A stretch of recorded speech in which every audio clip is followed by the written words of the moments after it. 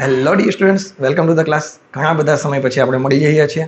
ફરીથી આપણે આપણી ઝીરો સે હીરો સિરીઝ જે અધૂરી છે એને આપણે પૂરી કરવા તરફ આગળ વધીએ. 11માના અને 12માના જે કંઈ સારા સારા ટોપિક બાકી છે એને કવર કરી લઈએ અને આ વખતે ગેરંટી આપણે 140+ જઈ શકશું એ મને આશા છે. જો વધારે પ્રેક્ટિસ કરશો તો 150 160+ પણ જઈ શકાશે, પરંતુ આપણી સિરીઝનું ખાલી રિવિઝન કરશો ગેરંટી સિરીઝનું રિવિઝન પ્લસ પ્રીવિયસ વર્ષના ક્વેશ્ચન પેપર અને એનસીઆરટી આટલું જ રિવિઝન કરવાની જરૂર છે. 140 150+ ગેરંટી તમારે આવી જશે, કારણ કે સારા સારા બધા જ ટોપિક આપણે કવર કરી લીધા છે. તો આજની સિરીઝનો આપણો જે ટોપિક છે એ છે એસએચએમ, એટલે કે સિમ્પલ હાર્મોનિક મોશન. તમને બધાને ખબર છે નીટ અને જેડબલઈ માટે કેટલો આઈએમપી ટોપિક છે. તો સિમ્પલ હાર્મોનિક મોશનમાં પહેલો જે ટોપિક છે એ છે વર્ટિકલ સ્પ્રિંગમાં સિસ્ટમ. કે ભાઈ એક સ્પ્રિંગ હશે, એને વર્ટિકલમાં લટકાવેલી હશે.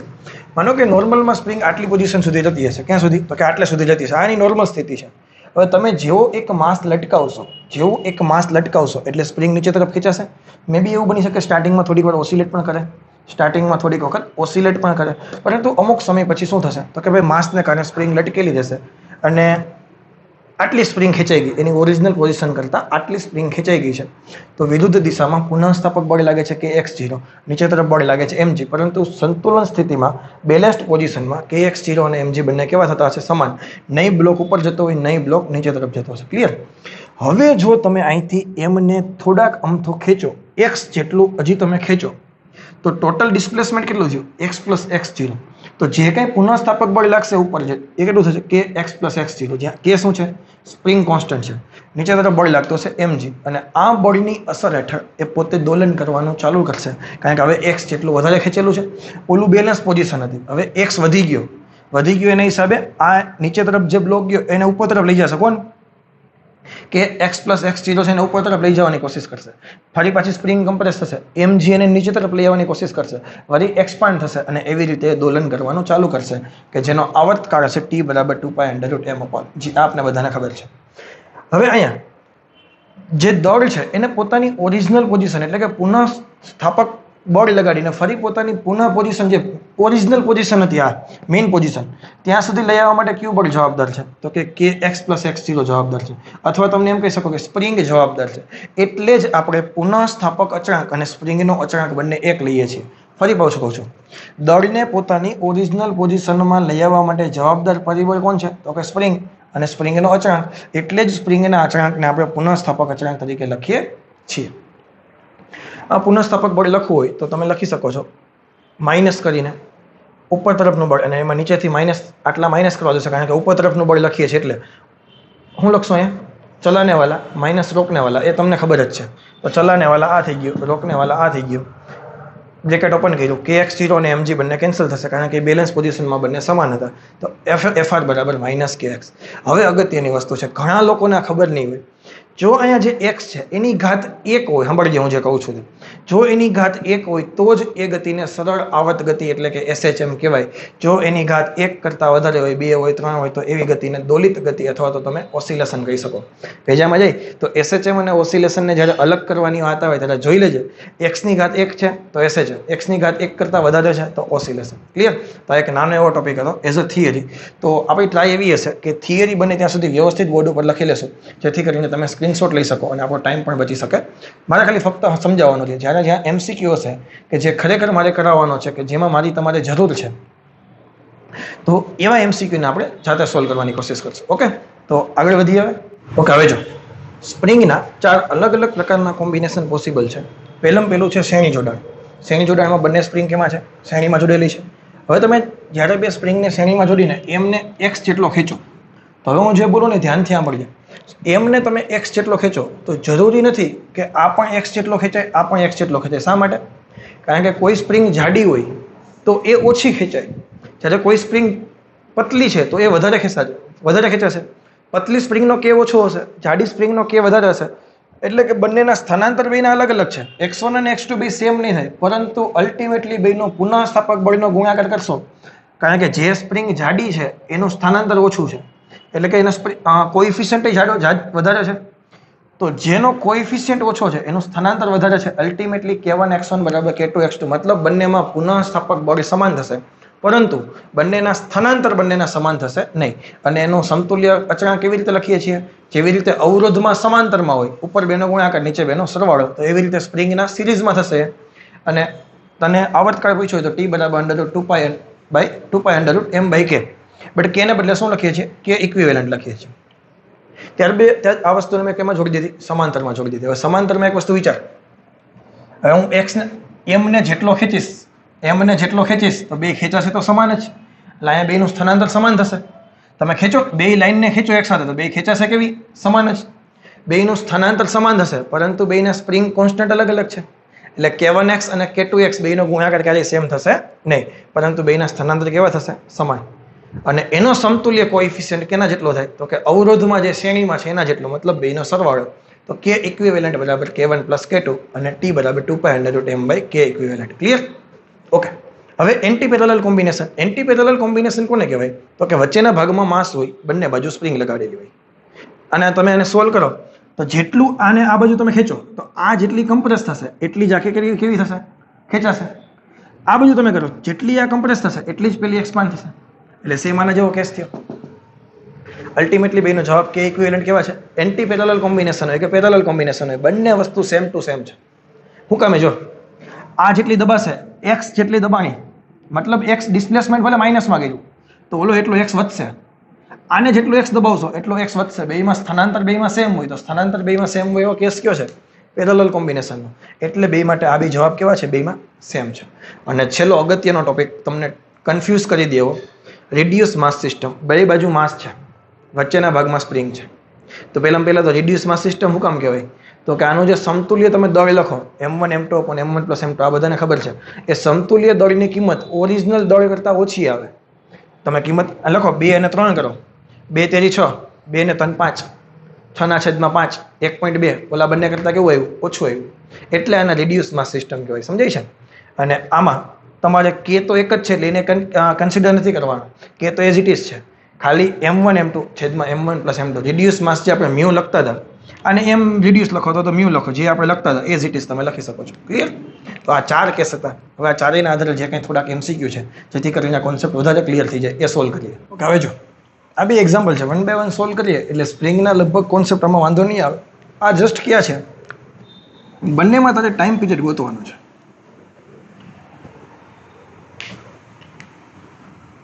ઓકે. હવે જો આ બે MCQ છે, બંનેમાં ટાઈમ પીરિયડ ગોતવાનો છે. કાંઈ છે નહીં. જનરલી જે આપણે સ્પ્રિંગના સિરીઝ અને સમાંતરના ફોર્મ્યુલા યાદ હશે ઇક્વિવેલન્ટના, તો ઇઝીલી થઈ જશે. પેલો MCQ જો બહુ સિમ્પલ રીતે આ બે સિરીઝમાં છે તો સમાંતરમાં હોય એના જેવું, બે સમાન હોય તો કેટલા થઈ જાય? 2k/2 થઈ જાય ને. આ કેટલા થઈ જશે? k/2. યાદ છે કે નહીં? સોરી, આ કેટલા થઈ જશે? k. કારણ કે ઉપર બેનો ગુણાકાર નીચે બેનો સરવાળો, તો તમે આમ કરો 2k × 2k, 2k + 2k. Ultimately જવાબ કેટલો આવ્યો? k. આ બે કેમાં છે? આ બે કેમાં છે? સમાંતરમાં છે. તો સમાંતરમાં શું થઈ જાય? સરવાળો. તો આ થઈ ગયા 2k, ઓલા થઈ ગયા k. ફરીથી સિસ્ટમને ડ્રો કરીએ. અહીં જવાબ આવ્યો 2k. આ છે m, આ છે k. કઈ સિસ્ટમ થઈ ગઈ? એન્ટી પેરેલલ સિસ્ટમ થઈ ગઈ. એન્ટી પેરેલલ સિસ્ટમમાં સમતુલ્ય અચળાંક કેના જેટલો થાય? બેના સરવાળા જેટલો. તો 2k + k = 3k. તો t કેટલા મળશે? t બરાબર 2π√m/3k. આ પહેલો દાખલો સોલ્વ થઈ ગયો. બીજો દાખલો જુઓ. આ k ને કે સમાંતરમાં છે. આ કેટલા થઈ જશે? 2k. આ 2k, આ 2k અને આ k બધા કેમાં થઈ ગયા? સિરીઝમાં. ફરીથી સિસ્ટમને ડ્રો કરું. આ m,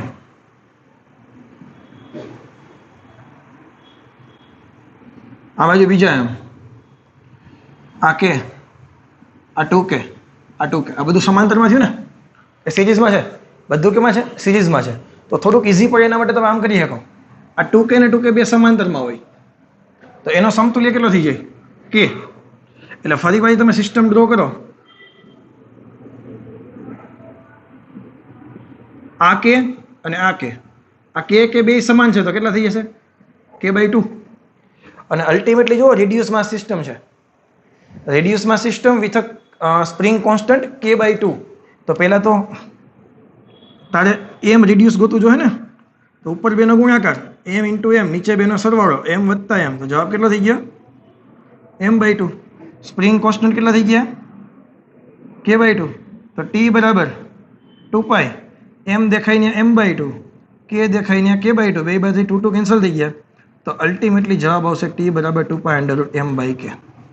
દાખલા બે મસ્ત છે અને આના જેવી તમે વધારે પ્રેક્ટિસ કરી શકો, પણ મેં તમને જે વ્યવસ્થિત મને લાગતા હતા તો બધું કોમ્બિનેશન કરીને સિરીઝ, પેરેલલ, રિડ્યુસ માસ, એન્ટી પેરેલલ સિસ્ટમ બધાનું કોમ્બિનેશન કરીને બે MCQ તમને મૂક્યા હતા, જેથી કરીને ઓલા બધામાં કંઈ પ્રોબ્લેમ આવશે નહીં. ઓકે, ચલો હવે જોઈએ. આ મસ્ત MCQ છે કે ભાઈ એમ દળનો એક પદાર્થ છે, બે અલગ અલગ સ્પ્રિંગ સાથે જ્યારે જોડેલો હોય, માનો કે એકનો સ્પ્રિંગ કોન્સ્ટન્ટ K1 અને બીજાનો સ્પ્રિંગ કોન્સ્ટન્ટ K2, ત્યારે એ તમને અલગ અલગ આવર્તકાળ T1 અને T2 આપે છે. હવે જો આ બંનેને સ્પ્રિંગમાં શ્રેણીમાં જોડવામાં આવે અને બંને સ્પ્રિંગને સમાંતરમાં જોડવામાં આવે, ત્યારે સમતુલ્ય અચળાંક ગોતવાનો છે. તો પહેલાં તો તને જો શ્રેણી અને સમાંતરમાં આપણને જે ફોર્મ્યુલા ખબર છે એ આપણને શું ખબર છે ભાઈ, કે ભાઈ કે સિરીઝમાં હોય તો શું થાય, તો કે ભાઈ ઉપર બેનો ગુણાકાર, નીચે બેનો સરવાળો.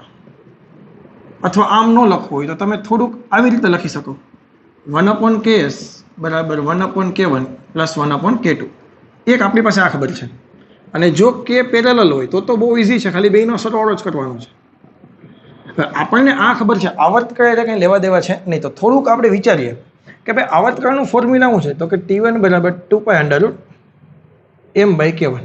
હવે જો બેમાં દળીય અચળ છે, બેમાં 2π અચળ છે, તો આપણને એટલી ખબર પડે T1 પ્રપોર્શનલ ટુ 1/k1 થાય, √k1.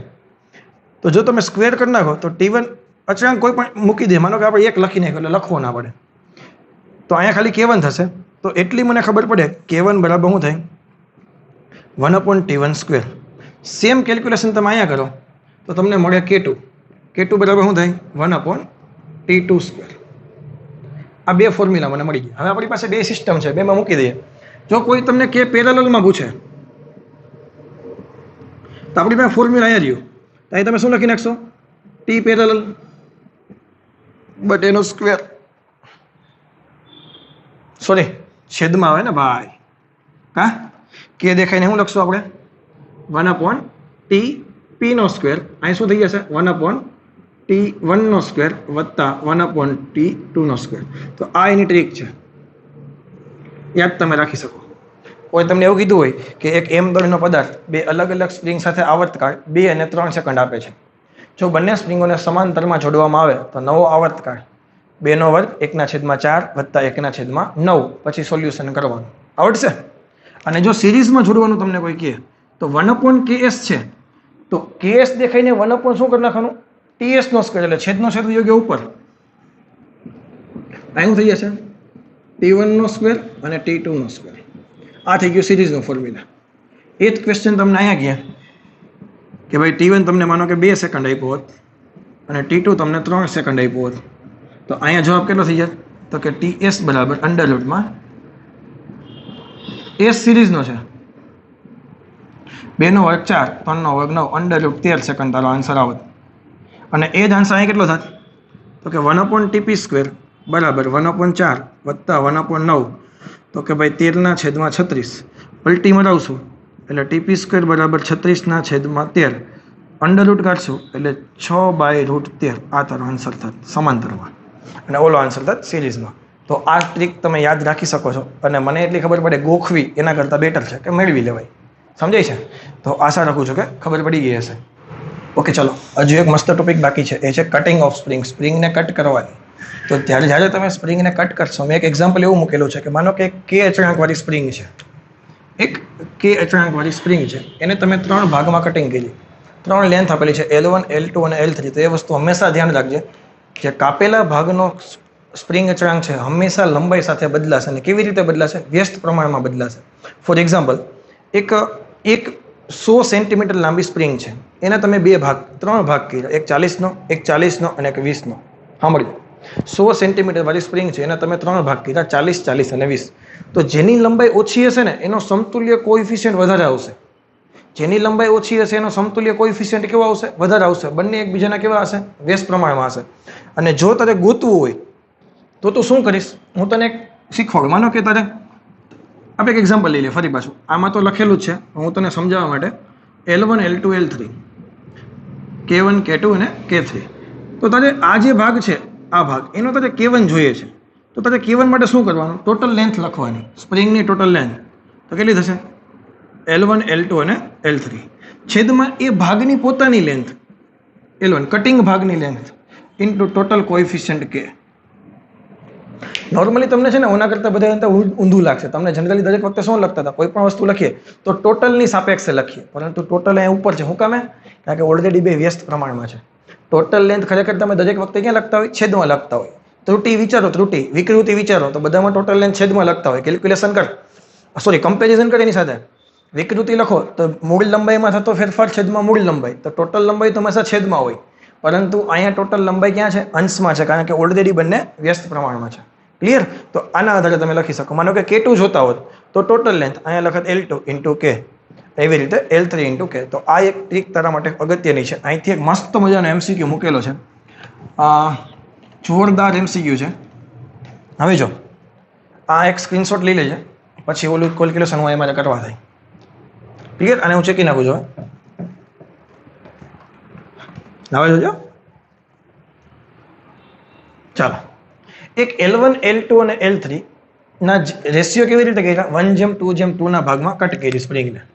1:2:2 આવી રીતે એને કટ કરી. આ બે ભાગ સમાન રાખ્યા, આ એક ભાગ ઓછો થઈ ગયો. ના ગુણોત્તરમાં એક K અચળાંક વાળી સ્પ્રિંગને કાપેલ છે. સમાન લંબાઈના ભાગને સમાંતરમાં અને બાકીના ભાગને તેની સાથે શ્રેણી. મેં તો પછીની વાત છે, પહેલા K1, K2 તો K3 ગોતી લઈએ. તો K1 કેમ ગોતશું? ભાઈ ટોટલ લેન્થ 1 + 2 + 2 છેદમાં એનો ભાગ 1 ઇન્ટુ K. હવે ખરેખર તમે x લખી નાખો, આને x કહી શકો, આને 2x કહી શકો, આને 3x કહી શકો. તો એવું લખત x + 2x + 3x છેદમાં પાછા x લખત. x તો કેન્સલ જ થવાના છે. ઇન્ટુ K તો જવાબ કેટલો આવ્યો? 2 ને 1 4 ને 5. આ જવાબ આવ્યો 5K. તો K2 કેટલા થશે? 1 + 2 + 2 ઇન્ટુ 2 ઇન્ટુ K. આ કેટલા થઈ ગયા? 5K/2. અને K3 પણ કેટલા થશે? 5K/2. હવે જો સાંભળીએ, સમાન લંબાઈના ભાગને સમાંતરમાં જોડવાના. તો મેં સમાન લંબાઈના ભાગ છે એને મેં સમાંતરમાં જોડી દીધા. કોને કોને? K2 અને K3 ને બેને કેમાં જોડી દીધા? સમાંતરમાં જોડી દીધા. બાકીના ભાગને તેની સાથે શ્રેણીમાં જોડવામાં આવે. બાકીનો ભાગ કેવો લીધો હતો? K1. તેની સાથે શ્રેણીમાં જોડવામાં તથા તેની સાથે જો M દળનો પદાર્થ લગાવવામાં આવે તો તેનો આવર્તકાળ, પછી આને ખેંચો એટલે આમ દોલન કરશે, તેનો આવર્તકાળ લખવાનો છે. હવે K2 દેખાઈને કેટલો લખી નાખું? 5K/2. 5K/2 અને કેટલા થઈ ગયા? 5K. હવે આને સોલ્વ કરવાનો આગળની જેમ કાંઈ નથી. આ 5K/2 અને 5K/2 બે સમાંતરમાં થઈ ગયા, તો એના બરાબર હું લખી શકું? સરવાળો કરી નાખું તો જવાબ આવશે 5K. આ બાજુમાં બીજા 5K ઇન્ટુ M. હવે બંને થઈ ગયા સિરીઝમાં, તો K ઇક્વિવેલન્ટ શું થઈ જશે? ઉપર બેનો ગુણાકાર 5K 5K, નીચે બેનો સરવાળો 5K + 5K. જવાબ આવ્યો 5K/2. દળ તો એમ જ છે, તો આવર્તકાળ કેટલો લખશો? T = 2π√m. K ઇક્વિવેલન્ટ દેખાય ને 5K/2 અને છેદનો છેદ 2 વયો ગયો ઉપર. આ તારો જવાબ છે ને? બાકી જોરદાર સમજાય છે? તો મસ્ત મસ્ત MCQ અહીંથી બની શકે એમ છે. હજી એક ટોપિક બાકી છે, ઇન્ક્લાઇન સ્પ્રિંગ.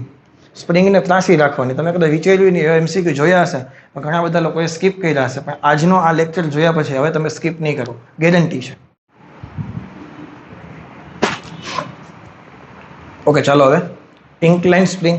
ઇન્ક્લાઇન સ્પ્રિંગમાં કેવી રીતે હશે કે સ્પ્રિંગ આમ ક્રોસમાં હશે, પરંતુ ધ્યાન એ વખતે તું રાખીશ કે આ જે માસ્ક છે એને તમે જો આમ ક્રોસમાં નહીં ખેંચો. શું કામ? કારણ કે માસ્કને જ્યારે ક્રોસમાં ખેંચશો તો આ સ્પ્રિંગ ઉપર લઈ જાય, તો આ સ્પ્રિંગ ખેંચાશે તો શેપ બધો આર્બિટરી બની જશે, અનઇવન શેપ બની જશે. તો સિસ્ટમ સોલ્વ કરવી કોમ્પ્લિકેટેડ થઈ જશે. એટલે હંમેશા એક વસ્તુ યાદ રાખવાની કે માસ્કને તમારે જે મૂવમેન્ટ આપો ને એ હંમેશા એક્સિસ ઉપર જ આપવાનું. જો આ કિસ્સામાં હોરિઝોન્ટલ એક્સિસ ઉપર જ આપશો, બાકી આ જે દાખલા છે આમાં તમે વર્ટિકલ એક્સિસ ઉપર આપશો. આમાં જે દાખલો છે એમાં આ એક્સિસ ઉપર તમે આપશો. સમજાય કે નહીં? એટલે હંમેશા એને એક્સિસ ઉપર જ રાખવાની, જેથી કરીને તમારો દાખલો કેવો થઈ જાય? ઇઝી થઈ જાય સોલ્વ કરવો. અને એક વસ્તુ એ છે કે આનો માનો કે કોએફિશિયન્ટ K છે, આનો પણ કોએફિશિયન્ટ K છે, આનો પણ K છે, પરંતુ આને છે ને તમારે એક્સિસમાં ટ્રાન્સફર કરવાની છે. ક્યાં? ઇન્ક્લાઇન છે, તો આને એક્સિસ ઉપર ટ્રાન્સફર કરવા માટે તારે K ઇક્વિવેલન્ટ છે ઇન્ક્લાઇનનો, K ના લેતા K cos²θ લેવાનો. આપણે જનરલી ઘટક તો પાડતા જ, આ ઘટક શું થાય તો કે ભાઈ K cos θ, પણ ખાડો એ છે કોસ નથી લેવાના, cos² લેવાનો છે. એવી રીતે નીચેનાનો શું આવશે? બીજા K cos²θ. એ બંને કેમાં થઈ ગયા? समांतરમાં થઈ ગયા. જો આ સ્પ્રિંગ એમનો આ બ્લોકમાંથી બંને છેડા નીકળે એટલે સમાંતર જ થઈ ગયું. તો કે કોસ સ્ક્વેર થીટા કે કોસ સ્ક્વેર થીટા. હવે વ્યવસ્થિત જોજે આ કેટલા થઈ ગયા? કે કોસ સ્ક્વેર ને કે કોસ સ્ક્વેર સમાંતરમાં છે. આ કેટલા થઈ ગયા? 2k cos square theta. અને શેપ જો કઈ છે? એન્ટી પેરેલલ સિસ્ટમ છે. વચ્ચે માસ છે, બે બાજુ સ્પ્રિંગ છે, તો ભલે પેરેલલ જેવું જ કામ થાય. k1 + k2 તો k + 2k cos square theta. આ તારો આન્સર. ક્લિયર? એક એમસીક્યુ હું કરાવું, એક તારા હોમવર્કમાં કરવાનો છે. માનો કે બધાના કોન્સ્ટન્ટ કે છે, તો આ પણ કે છે, આ પણ કે છે, તો આ પણ કે છે. આને જો હું ફરીથી રીડ્રો કરું, જો આને રીડ્રો કરવામાં આવે તો આ કે થઈ ગયા, આ માસ એઝ ઇટ ઇઝ થઈ ગયું. હવે આના બે વર્ટિકલ કમ્પોનન્ટ લેવા જશે. શા માટે? કારણ કે સ્પ્રિંગ છે એને વર્ટિકલ ઉપર તારે ચલાવવાની છે. તો આનો ઘટક આ કે કોસ થીટા હોય, પરંતુ ધ્યાન નહીં રાખવાનું, જે કોસ નથી, કયો છે? કે કોસ સ્ક્વેર થીટા. આનો પણ કમ્પોનન્ટ કે કોસ હોય, પણ લખશું હું કે કોસ સ્ક્વેર થીટા. ફરી થઈ ગઈ એન્ટી પેરેલલ સિસ્ટમ. હા કે ના? આ થીટા કેટલો હતો? 120. તો આ ઘટક કેટલો થઈ જાય? 60. આ ઘટક કેટલો થઈ જાય? 60. તો આનો કે ઇક્વિવેલન્ટ કેટલો આવ્યો? એન્ટી પેરેલલ સિસ્ટમ છે. આ અને આ બંને સમાંતરમાં છે, આ બે પણ સમાંતરમાં છે, એટલે આ બેનો પહેલા સરવાળો કરી નાખીએ અને ઓની સાથે પાછો એડ કરી દઈએ. 2k કોસ સ્ક્વેર થીટા, કે ના કે, 2k ના tk. આ થઈ ગયા કોસ 60 નો સ્ક્વેર, k + 2k કોસ 60 1/2 નો સ્ક્વેર 1/4, k + k/2 3k/2. અને આનો જો તમારે t લખવાનો થાય તો 2π√m/3k/2 એટલે છેદનો છેદ 2 આવી ગયો ઉપર. આ તારો જવાબ છે ને. બાકી ઇન્ક્લાઇન સ્પ્રિંગ મસ્ત ટોપિક, ઘણા બધા એમસીક્યુ અહીંથી પૂછાય છે. અહીંયા પણ તારે એ જ કરવાનું થશે. અહીંયા તું કેમ કરીશ? આ કે થઈ ગયો, આ એમ થઈ ગયો, આના બે ઘટક આવશે આવી રીતે. આ કેટલા થશે? કે કોસ સ્ક્વેર 45. આના પણ થશે કે કોસ સ્ક્વેર 45. પછી આ બે સમાંતરમાં છે એટલે સરવાળો, એન્ટી પેરેલલ સિસ્ટમ એટલે પાછો સરવાળો, અને જવાબ આવશે t = 2π√m/2k. ઓકે, તો મસ્ત મજાનો ટોપિક હતો. નાનો એવો ટોપિક છે ઇન્ક્લાઇન સ્પ્રિંગ, પરંતુ કોઈ દિવસ ભૂલ ના પડે એટલે તમને કરાવી દીધો. અને ઘણા લોકો આને સ્કીપ કરતા હોય, કારણ કે ખબર જ ન હોય લોજિક શું છે. લોજિક શું હતો? કે બ્લોકને એક્સિસ ઉપર મૂવમેન્ટ કરાવવાની. એક્સિસ ઉપર મૂવમેન્ટ કરાવશો એટલે તમારો દાખલો કેવો થઈ જશે? ઇઝી. બાકી તમે જો કોઈ પણ એક સ્પ્રિંગ બાજુ ખેંચો તો આર્બિટરી શેપ બને, અને એ તો થોડું કોમ્પ્લિકેટેડ થઈ જાય દાખલો. સમજાય છે? તો આપણે આને યાદ રાખશું. ખાડો એ છે કે કે કોસ થીટા ના લેતા કે કોસ સ્ક્વેર થીટા લેવાના છે. Okay, clear? ઓકે, હવે જો એમસીક્યુ બહુ જોરદાર છે. સ્પ્રિંગ અને પુલી સિસ્ટમના તમને વારે ઘડીએ જોવા મળતા હશે, પણ તમે કોઈ દિવસ આ ટ્રીકથી કરેલા નહીં હોય, ગેરંટી મારી. હા, સાંભળજો. જો સ્પ્રિંગ પુલીના બે પ્રકારના કેસ છે. બે કેસ અલગ અલગ છે. એકમાં પુલીના સેન્ટર ઉપર સ્પ્રિંગ લગેલી હશે, એકમાં પુલીના સેન્ટર ઉપર દળ લાગેલું છે. એ બીજો કેસ છે, એમને કરાવું. પહેલા કેસમાં શું છે? જો સ્પ્રિંગ પુલીના સેન્ટર પર લગાવેલી હોય, સ્પ્રિંગ ક્યાં લગાવેલી હોય? પુલીના સેન્ટર પર લગાવેલી હોય, તો સ્પ્રિંગ અચળાંક કેના બદલે k/4 લેવો. શું કામ લેવો? એ આખું કેલ્ક્યુલેશન છે. એના કરતાં બેટર છે ડાયરેક્ટ આપણે ટ્રીક યાદ રાખીએ. કેલ્ક્યુલેશન તમે ઓલરેડી એનસીઆરટી બુક જ્યારે સોલ્વ કરતા હતા ત્યારે કરી ગયા છો. તો સ્પ્રિંગ અચળાંક કેના બદલે કેવો લેવાનો છે? k/4. ક્યારે? કે જે સ્પ્રિંગ પુલીના સેન્ટર પર જોડેલી હોય, જે સ્પ્રિંગ પુલીના સેન્ટર પર જોડેલી હોય ત્યારે સ્પ્રિંગ અચળાંક કેના બદલે k/4 લેવાનો. અને એવી સ્પ્રિંગ કે જે ડાયરેક્ટ દળ સાથે જોડેલી છે, જે સ્પ્રિંગ ડાયરેક્ટ એમ સાથે જોડેલી છે, એમાં કેના કે લેવા દેવાના. હું તને ત્રણ કેસ સમજાવું. જો અહીંયા તું છે ને, આપણે જે સ્પ્રિંગ પુલીના સેન્ટર ઉપર જોડેલી છે એના માટે સ્ટાર કરતો જાઓ. જો આ સ્પ્રિંગ છે ને એ પુલીના સેન્ટર માટે જોડેલી છે. ક્લિયર? ટ્રીક પછી સમજાવું. અહીંયા છે ને આ સ્ટાર વાળી છે, આ ડોટ વાળી છે, કારણ કે આ સ્પ્રિંગ જો ડાયરેક્ટ દળ સાથે જોડેલી છે. અને તમે દોરી લાંબી કરો, આ સ્પ્રિંગ ડાયરેક્ટ દળ સાથે જોડેલી છે, એના માટે ડોટ કરું છું. આ સ્પ્રિંગ માટે ડોટ આવશે, કારણ કે ડાયરેક્ટ આમ નામ દેખાય, દળ સાથે જોડેલી છે. આ પુલીના સેન્ટરમાં છે, તો આના માટે સ્ટાર કરવું. આ પણ પુલીના સેન્ટરમાં છે, આના માટે સ્ટાર કરવું. તો જ્યાં જ્યાં સ્ટાર છે ત્યાં k/4 લેશું, અને જ્યાં જ્યાં ડોટ છે ત્યાં કે લેવો. હવે આને છે ને રિપ્લેસ કરી નાખવાની, પુલીને કાઢી નાખવાની. પુલીને શું કરી નાખવાનું? કાઢી નાખવાની, અને ફરીથી સિસ્ટમ ડ્રો કરવાની. અહીંયા ખાલી કેના બદલે શું થઈ ગયા? k/4. અહીંયા કેના બદલે શું થઈ ગયા? k/4. એની સાથે ડાયરેક્ટ લગાવી દેવાનો માસ. કેસ થઈ ગયો પૂરો. પુલી કાઢતી જવાની. અહીંયા શું કરશું? પેલી સ્પ્રિંગ આના બદલે કેટલા થઈ ગયા? k/4. આની સાથે ડાયરેક્ટ જોડેલી છે, પણ એના માટે તો કે જ લેશું. આ થઈ ગયા એમ. System solve. અહીંયા જુઓ, આના માટે ડાયરેક્ટ તો કે ના કે, આના માટે k/4 આના માટે k/4 ડાયરેક્ટ દળ સિસ્ટમ થઈ ગઈ સોલ્વ. હવે આવર્તકાળ ગોતવાનો છે તો આનો આવર્તકાળ તો ડાયરેક્ટ હેલો છે t બરાબર 2π√m/k દેખાય ને k/4 અને છેદનો છે 4 વે ઉપર. ડાયરેક્ટ જવાબ તમે જુઓ, તમે કોઈ દિવસ આવી રીતે નહીં કર્યું હોય. આ બે સિરીઝમાં છે તો આનો સમતુલ્ય ગોતવો પડશે. કેવી રીતે ગોતશો? ઉપર બેનો ગુણાકાર, નીચે બેનો સરવાળો. આ કેટલા થઈ ગયા? ઉપર આવશે k, નીચે આવશે 4k 5k. ઉપર થઈ ગયા k સ્ક્વેર તો નીચે આવશે ખાલી 5. આનો k બાય કેટલો થઈ ગયો? 5. તો આનો જવાબ કેટલો આવશે? t બરાબર 2π√m k/5 અને 5 ક્યાં હોય? ઉપર. અહીંયા આ k/4 ને k/4 સિરીઝમાં તો એના માટે કેટલા થઈ ગયા? k/8. k/8 અને k બે સિરીઝમાં થઈ ગયા તો શું આવશે? k ઇન્ટુ k/8 k વત્તા k/8 તો આ કેટલા થઈ ગયા? k 8 કેન્સલ, k/9 થઈ ગયા. તો આનો જવાબ આવશે t બરાબર 2π√m k 9 વયા ગયા ઉપર. જોયું ને? છે કાંઈ અઘરો? ટ્રીક શું છે કે જે સ્પ્રિંગ પુલીના સેન્ટર પર લગાવેલી હોય એનો સ્પ્રિંગ કોન્સ્ટન્ટ k ના બદલે k/4 લેવાનો અને જે સ્પ્રિંગ દળ સાથે ડાયરેક્ટ લગાવેલી હોય એનો સ્પ્રિંગ કોન્સ્ટન્ટ k નો k લેવાનો. ક્લિયર? તો આ 3 MCQ ના આધારે હવે તો આઈડિયા આવી જશે. અહીંયા કોઈ જોડેલી હોત તો k ના k જ આવત, અહીંયા કોઈ જોડેલી હોત તો k ના k જ આવત. ક્લિયર? ઓકે, ચલો કેસ 2 જોઈ લઈએ. ઓકે, હવે જો બીજો કેસ એવો છે કે જો દળ છે એ પુલીના સેન્ટર પર લગાવેલું હોય તો શું થાય? કે દળ છે જો પુલીના સેન્ટર પર લગાવેલું હોય, માનો કે દળ છે પુલીના સેન્ટર પર લગાવ્યું, તો આ સ્પ્રિંગ છે એ સામેવાળી દોરી છે એને પણ સ્પ્રિંગ બનાવશે. ફરી પાછું સાંભળજો, આ ટ્રીક છે, બહુ મસ્ત છે. જે સામેવાળી દોરી છે એને પણ સ્પ્રિંગ બનાવે અને બંનેના સ્પ્રિંગ કોન્સ્ટન્ટ ડબલ થઈ જાય. કે હોય તો એની 2k થઈ જાય. અને અલ્ટિમેટલી દોરું છે, હું જે બોલ્યો એ દોરું સાંભળ. કારણ કે આ વસ્તુને ઇઝીલી તારું ફટાફટ કેલ્ક્યુલેશન થઈ જાય અને આમાં બહુ કોમ્પ્લિકેટેડ ન કરીએ. કે શું કામે? આ તો આપણે ટ્રીક ખબર એટલે ઇઝીલી થઈ છે. જો આનું તમે કેલ્ક્યુલેશન કરવા જાવ તો બહુ વાર લાગે, એટલે લોકો બહુ આમાં કોમ્પ્લિકેટેડ નહીં કરે. આ સામેવાળી દોરીને પણ શું બનાવી નાખી? સ્પ્રિંગ બનાવી નાખી. બંનેના સ્પ્રિંગ કોન્સ્ટન્ટ કેવા થઈ ગયા? 2k. આ થઈ ગયું. આ બંને સમાંતરમાં છે તો સમતુલ્ય કોએફિશિયન્ટ કેટલો થઈ ગયો? 4k. દળના દળ તો t બરાબર 2π√m/4k. આ તારો આન્સર. કાંઈ છે નહીં. જો સમજાય છે? આનું તમે કેલ્ક્યુલેશન કરો તો કેટલી બધી વાર લાગે. અહીં જુઓ તમે, અહીંયા આમાં બે લોજિક આમાં આવી જાય છે.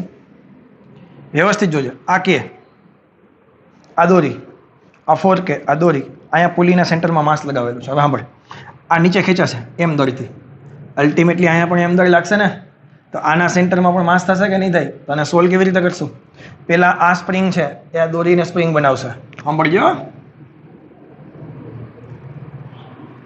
પ્લસ કોએફિશિયન્ટ ડબલ થશે. આ 2k, આ 2k, એની આ સ્પ્રિંગ.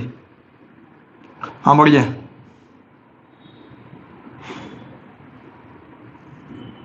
અહીંયા દોડ એમ. આ 2k ને 2k કેટલા થઈ ગયા? 4k. આ પુલી ગાયબ. 4k ને 4k સિરીઝમાં. સાંભળજો, 4k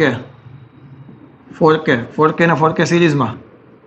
આ પુલી, આ દોરી, આ દોડ. આ 4k ને 4k કેટલા થઈ ગયા? 2k, કારણ કે સિરીઝમાં છે. આ 2k, આ દોરી, આ પુલી, આ સેન્ટરમાં દોડ. ચલો, આ 2k સામેવાળી દોરીને સ્પ્રિંગ બનાવશે. Spring constant double. અરે તું દેખતા જા ભાઈ, દેખતા જા. 2k ને બદલે 4k, 2k ને બદલે 4k, દોરી ગાયબ, પુલી ગાયબ. એમ 4k ને 4k સમાંતરમાં થઈ ગયા તો k ઇક્વિવેલન્ટ બરાબર 8k થઈ ગયા. તો t બરાબર 2π√m/8k તારો આન્સર. બહુ અઘરો છે, આટલો બધો તો નહીં પૂછાય, પણ આ તો મેં તમને જસ્ટ આની પ્રેક્ટિસ થઈ જાય એટલે આપેલું છે. બાકી આવો કેસ પૂછાય અને આમાં જનરલી કેવું હોય ખબર છે? એક આવો હોય અને બાજુમાં એક નોર્મલ સ્પ્રિંગ વાળો હોય. ફોર એક્ઝામ્પલ, બાજુમાં એક આવો છે,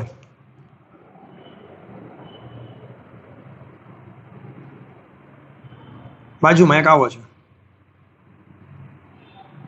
તમને એવું પૂછે બંનેના આવર્તકાળનો ગુણોત્તર શું થાય? આવા બધા એમસી કંઈથી બને. આનો આવર્તકાળ કેટલો આવે? તો કે આટલો. આનો આવર્તકાળ કેટલો આવ્યો હતો? તો કે પછી બંનેનો ગુણોત્તર કેટલો થાય? આવા બધા નોર્મલ એમસીક્યુ હોય. આ તો થોડુંક હાઈ લેવલનું છે, પણ આ તો તમને પ્રેક્ટિસ થઈ જાય એના માટે ક્વેશ્ચન આપેલો હતો. ક્લિયર? આ 4 કેસ તારે યાદ રાખવાના છે. ડાયરેક્ટ ફોર્મ્યુલા ક્યાંથી આવેલ છે, સાબિતી, બધી વસ્તુ તમારી બુકમાં હોય જ છે, પરંતુ દરેક વખતે આપણે કરતા જોઈએ છીએ. હવે આપણે એ ટાઈમ નથી સાબિત કરવાનો. ક્રેશ કોર્સમાં આપણે શું કરશું કે એને કેવી રીતે યાદ રાખી શકાય એ ફોર્મ્યુલા, એને કેવી રીતે કમ્પેર કરીને તમે યાદ રાખી શકો, એ બધી વસ્તુ હું ડિસ્કસ કરવાનો છું. તો આ 4 કેસ છે એ જનરલી પૂછાતા હોય. આ સિમ્પલ પેન્ડુલમના તો બીજા 5 કેસ છે. લિફ્ટમાં હોય તો શું થાય, મૂવિંગ કારમાં હોય તો શું થાય, ટર્નિંગ કારમાં હોય તો શું થાય, લિક્વિડમાં હોય તો શું થાય, એ નામના પછી 5માં એ જી ઇફેક્ટિવ બદલાશે. એની અમે ડિસ્કસ કર્યું. એ પહેલા 3 કેસ જોઈ લ્યો. તમને એમ કીધું હોય કે એક પ્રવાહી છે એ યુટ્યુબ મેનોમીટરમાં દોલન કરે છે. તો એક પ્રવાહી યુટ્યુબ મેનોમીટરમાં દોલન કરે છે, તો એનો આવર્તક કેટલો થાય? તો કે ભાઈ T = 2π√h/g. પણ ત્યાં h શું લેવાનું કે ભાઈ વર્ટિકલ હાઇટ લેવાની. લિક્વિડની કઈ હાઇટ લેવાની? Vertical height. હવે માનો કે એ આમ તમને આપેલું હોય પ્રવાહી, આ તમને એલ આપેલો છે, આની સાથે એંગલ થીટા તમને આપેલો છે, તો આ તારે હાઇટ લેવાની થાય. વર્ટિકલ હાઇટ કેટલી થાય? તો કે L sin θ. આ કઈ હાઇટ લેવાની થાય તારે? શિરોલંબ ઊંચાઈ લેવાની થાય. એવી રીતે એક સિલિન્ડર છે, એને કોઈ તમે નળાકાર છે, માનો કે લાકડાનો નળાકાર છે, દરિયાની સપાટીમાં નાખો તો એ દોલન કરે, ઉપર નીચે થોડીક વાર થયા કરે.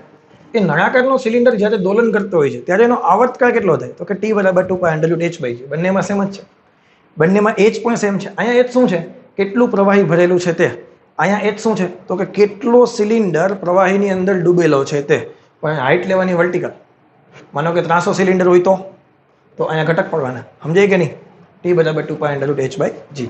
હવે કોઈ એક એમ દળનો પદાર્થ છે, એને પૃથ્વીના કેન્દ્ર આગળ જો ટનલ બનાવેલી હોય, સેન્ટર ભાગમાં ટનલ બનાવેલી હોય, એમાં તમે મુક્ત કરો તો એ દોલન કરે. એ બધી વસ્તુ ખબર છે. ગુરુત્વાકર્ષણના ક્રેશ કોર્સમાં તમે ટનલવાળા પ્રોબ્લેમ ઘણા બધા જોઈ ગયા. શા માટે? તો કે ભાઈ જી બદલાતો હોય. અહીંયા સેન્ટર આગળ જી લઈને અહીંયા તમે જુઓ તો જીની વેલ્યુ બદલાતી હોય. જી બદલાતો એના હિસાબે દોલન કરે. તો એનો આવર્તકાળ કેટલો થાય? તો કે T = 2π√RE/g. RE શું છે? તો કે રેડિયસ ઓફ અર્થ / g. ગુરુત્વ પ્રવેગ નોર્મલ જે હોય તે. સિમ્પલ પેન્ડુલમનો કેસ આપણે બધાને ખબર છે, T = 2π√L/g. હવે જી ઇફેક્ટિવના કેસ છે એ અલગ અલગ કેટલા હોઈ શકે એ કહી દઉં તમને હું. હવે જો પેન્ડુલમના 3 કેસ છે. પહેલો કેસ તો તમારા બધા માટે જાણીતો છે કે લિફ્ટમાં પાંચ ગતિના નિયમોમાં જે કોન્સેપ્ટ શીખી ગયા હતા આભાસી વજન વાળો, એ જ વસ્તુ છે કે જો ભાઈ લિફ્ટ ઉપર તરફ જતી હોય, એ જેટલા પ્રવેગથી ઉપર તરફ જતી હોય તો આભાસી પ્રવેગ એ જેટલો એડ થઈ જાય, એટલે G + a. અને તમે સ્યુડો ફોર્સ પણ કહેતા હતા, યાદ હોય તો. જો લિફ્ટ એ જેટલા પ્રવેગથી નીચે જતી હોય તો તમારો જી ઇફેક્ટિવ છે એ G - a થઈ જાય. જો લિફ્ટ છે અચળ વેગથી અથવા તો પ્રવેગ 0 હોય અથવા તો v અચળ હોય એનાથી ગતિ કરતી હોય ત્યારે જી ઇફેક્ટિવ છે એ ગુરુત્વ પ્રવેગ G જેટલો જ થાય છે. અને જો લિફ્ટ મુક્ત પતન કરે, જો મતલબ દોરી તૂટી જાય અને લિફ્ટ મુક્ત પતન કરે તો નીચે તરફનો પ્રવેગ કેટલો થઈ ગયો? G થઈ ગયો. તો G - G કરો તો જવાબ કેટલો આવે? 0.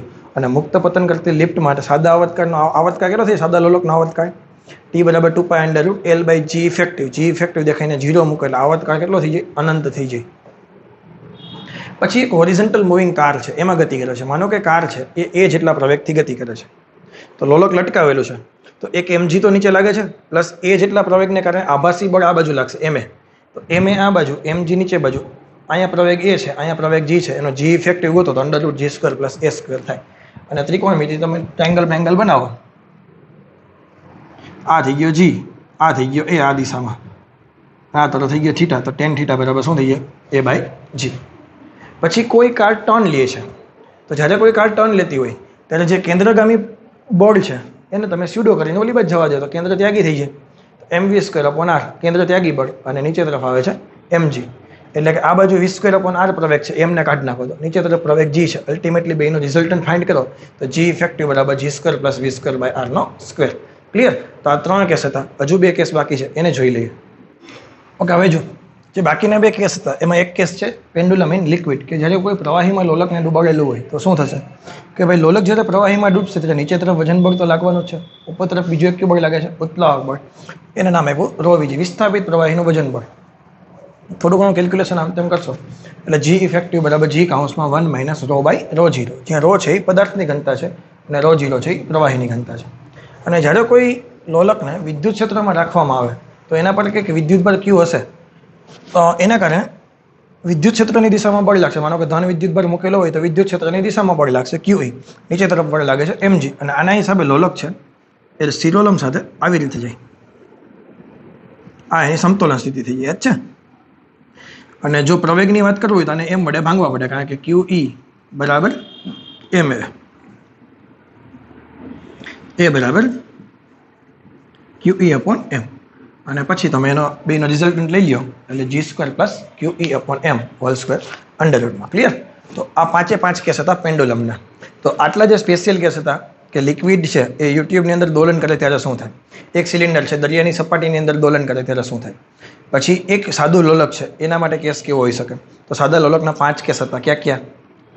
તો કે ભાઈ 2 તો બોર્ડ ઉપર દેખાય છે, એક ટર્નિંગ કારમાં, એક મૂવિંગ કારમાં અને એક સાદું લોલક હતું લિફ્ટમાં. તો લિફ્ટમાં બીજા 4 કેસ હતા. ઉપર તરફ જાય લિફ્ટ એ પ્રવેગથી, નીચે તરફ એ પ્રવેગથી જાય, પ્રવેગ 0 હોય એટલે કે કોન્સ્ટન્ટ વેલોસિટી હોય અથવા તો મુક્ત પતન કરે.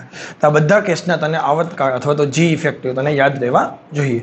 હવે સ્પ્રિંગ પુલી સિસ્ટમ, સ્પ્રિંગના જે કંઈ દાખલા હતા એ બધું હવે પૂરું થઈ ગયું છે. હવે જનરલી જે ટોપિક આપણે શીખવાના છે એ NCERTમાં પહેલાં આપેલો છે. વેગ છે, પ્રવેગ છે, સરળ આવર્ત ગતિ માટે પ્રારંભિક કળા છે, એ બધી વસ્તુ હવે આપણે શીખવાના છીએ. ઓકે, હવે જો એક ઇક્વેશન તને યાદ આવે, ડિફરન્શિયલ ઇક્વેશન d2x/dt² + ω² x = 0. એક MCQ અહીંથી બની શકે એમ છે. અને આ વિકલિત સમીકરણ છે એનું સોલ્યુશન શું છે તો કે x = a sin ωt + ϕ0. હવે ϕ0 છે એ પ્રારંભિક કળા છે. પ્રારંભિક કળા વિશે મેં થોડીક માહિતી અહીં લખેલી છે, તમને બધાને ખબર જ હશે. પ્રારંભિક કળા કોને કહેવાય તો કે ભાઈ t = 0 સમયે કણ છે એ x અક્ષ સાથે કેટલાનો એંગલ બનાવે છે. તો અત્યારે માટે પ્રારંભિક કળા આપણા માટે ϕ0 છે. હવે અલગ અલગ બુક તમે જોશો તો એમાં ϕ0 લખવાની અને આ સોલ્યુશન આ સમીકરણ છે લખવાની મેથડ અલગ અલગ હશે. આ જે ઇક્વેશન લખ્યું ને અત્યારે મેં x અક્ષથી લખેલું છે. કેનાથી લખેલું છે? x અક્ષથી. હવે ઘણા બધા લોકો y અક્ષથી પણ આ સમીકરણ લખે છે. તો જો y અક્ષથી તમે વિચારો તો આ x0 થઈ ગયું. તો y અક્ષની ઇક્વેશન એંગલ કેટલાનો છે? થીટાનો. તો જો હું cos θ લગાવું તો પાસેની બાજુ છેદમાં કર્ણ. તો પાસેની બાજુ થઈ ગઈ x0, કર્ણ થઈ ગયો a. તો આપણે તો આ ઇક્વેશન y અક્ષથી છે, આપણે x અક્ષથી જોઈએ. તો આ થીટા છે એ કેટલો થશે તો કે 90 - ϕ0 થાય. બોલ આગે ના થીટા છે 90 - ϕ0 થાય. અને એ ઇક્વેશન મૂકીને તમે સોલ્વ કરો તો તમે બે સમીકરણ બનાવી શકો. x = a sin ωt + ϕ0 A x અક્ષથી થાય અને x = a cos ωt - θ એ સમીકરણ y અક્ષથી થાય. એટલે જનરલી આપણે મોટા ભાગે આ સમીકરણ યુઝ કરતા હોય છે. પણ જો y અક્ષથી કોઈ તમે જોવો તો તમને બીક લાગવી જોઈએ ને, ગોખતા નહીં કાંઈ સમજજો પડે છે. પ્રોજેક્શન જ છે, બીજું કંઈ નથી. આ x અક્ષ પરનું પ્રોજેક્શન છે, આ y અક્ષ પરનું પ્રોજેક્શન છે. ઓકે, હવે બીજી એક વસ્તુ, આ બંને વસ્તુને કેવી રીતે કમ્બાઈન કરી શકાય, SHM સાથે એને કેવી રીતે કમ્બાઈન કરી શકો. માનો કે આ બ્લોક છે, અત્યારે મેઇન પોઝિશન પર છે. મેઇન પોઝિશનથી પોઝિટિવમાં મેક્સિમમ સુધી જાય એને તમે કંપ વિસ્તાર કહો છો. તો એક અહીંથી આમ જાય, અહીંથી આમ જાય, અહીંથી આવે, એને એક દોલન કહેવાય. એક દોલન માટે લાગતો સમય કેટલો થાય? t. તો મેઇન પોઝિશનથી પોઝિટિવ સાઈડ જવા માટે લાગતો સમય કેટલો થાય? ચોથા ભાગનો થાય ને. તો મેઇન પોઝિટિવથી positive side t/4 second, positive સાઈડથી મેઇન પોઝિશન પાછી 2/4 સેકન્ડ, અહીંથી આ નેગેટિવ સુધી t/4, નેગેટિવથી પાછા મેઇન t/4. હવે આને કમ્બાઈન કરીએ તો કેવી રીતે કરવાનું તો કે ભાઈ મેઇન પોઝિશનથી પોઝિટિવ સાઈડ એને પ્રથમ ચરણમાં કન્સિડર કરવાની, પોઝિટિવ સાઈડથી મેઇન પોઝિશન એને સેકન્ડ ચરણમાં કન્સિડર કરવાની, મેઇન પોઝિશનથી નેગેટિવ સાઈડ એને ત્રીજા ચરણમાં કન્સિડર કરવાની અને નેગેટિવ સાઈડથી મેઇન પોઝિશન ચોથા ચરણમાં કન્સિડર કરવાની. બોલ ક્લિયર છે કે નહીં મારી વાત? હવે તને એક વસ્તુ આ લોજિક તો ભૂલાવવું ન જોઈએ. મેઇન પોઝિશનથી મહત્તમ સ્થળાંતર થવા માટે લાગતો સમય કેટલો થાય? t/4 second. આ તો બધી વસ્તુ બેઝિક હતી. આના MCQ 1/1 સોલ્વ કરીએ ને એટલે વધારે આઈડિયા આવશે. સમજાય છે? 2 MCQ છે, આમાં ટાઈમ પીરિયડ ગોતવાનો છે અને આમાં ઇક્વેશન લખવાનું છે. એ પહેલા એક વસ્તુ કહી દો, આપણે જે ઓલા બે સમીકરણ લખ્યા હતા ને x અક્ષ અને y અક્ષ વાળું, એમાં એક ભૂલ થઈ ગઈ હતી. x અક્ષ વાળું સમીકરણ આવું લખ્યું હતું y = a sin ωt + ϕ0 અને આ લખ્યું હતું y = a cos નથી ને sin જ છે, sin ωt - θ. બે વસ્તુ એક જ થશે. ઓકે, હવે જો હવે આને તમે સરખાવો તો અહીંયા તો ખાલી d2x/dt² હોવું જોઈએ. તો એ વડે ભાંગવા પડશે કે નહીં? અહીંયા થઈ ગયા b/a × θ x = 0. એ આના છેદમાં કે 0 થઈ ગયા. હવે આ જે કિંમત છે એ શું હોય? ω² હોય. તો ω² = b/a થાય. તો ω √ b/a થાય. બોલ હા કે ના? ω દેખાય ને તો શું લખી શકે તો કે 2π/t લખી શકે. ω દેખાય ને 2π/t લખી નાખો = √b/a. બે બાજુ પલટી મરાવો તો કે t બરાબર આ 2π આવી ગયા √a/b. આ તારો આન્સર. ક્લિયર છે? આ જે ક્વેશ્ચન છે એ મસ્ત ક્વેશ્ચન છે, કારણ કે આમાં ઘણા બધા ગોટે ચડી જાય અને ઘણા બધા લોકોના કોન્સેપ્ટ ક્લિયર ના હોય એટલે આપણને આઈડિયા આવતા નથી. ફરી પાછું હું તને ઇનિશિયલ ફેઝ વાળી આકૃતિ દોરાવું છું. માનો કે પાર્ટિકલ અહીંયા છે અત્યારે, આ એનું મેક્સિમમ કંપ વિસ્તાર એ છે, ઇનિશિયલ એંગલ 50 છે, અત્યારે પોઝિશન કેટલી છે a/2. આ જે a/2 તમને આપેલા હોય ને એ y અક્ષ પરનું પ્રોજેક્શન હોય. કોઈ પણ સમયે એનું સ્થાન છે એ તને y અક્ષ પર પ્રોજેક્શન આપે. શું આપે? કોઈ પણ સમયે કર્ણનું સ્થાન છે એ તને y અક્ષ પર પ્રોજેક્શન આપે. તો આને તો y અક્ષ પર પ્રોજેક્શન લખે તો આ કેટલા થઈ ગયા? a/2. આ એંગલ કેટલો થઈ ગયો? થીટા. તો તું cos થીટા લખે તો શું થશે? પાસેની બાજુ છેદમાં કર્ણ, તો કેટલા આવ્યા? 1/2. તો થીટા કેટલા આવ્યા? 60. થીટા 60 આવે તો ફાઈ તારા માટે કેટલા થાય? 90 - 60 બોલે તો 30 ડિગ્રી. અને આનું ઇક્વેશન લખવું હોય તો y બરાબર a sin omega T plus 30 degree લખાય ને? કાંઈ છે નહીં, એકદમ ઇઝી છે.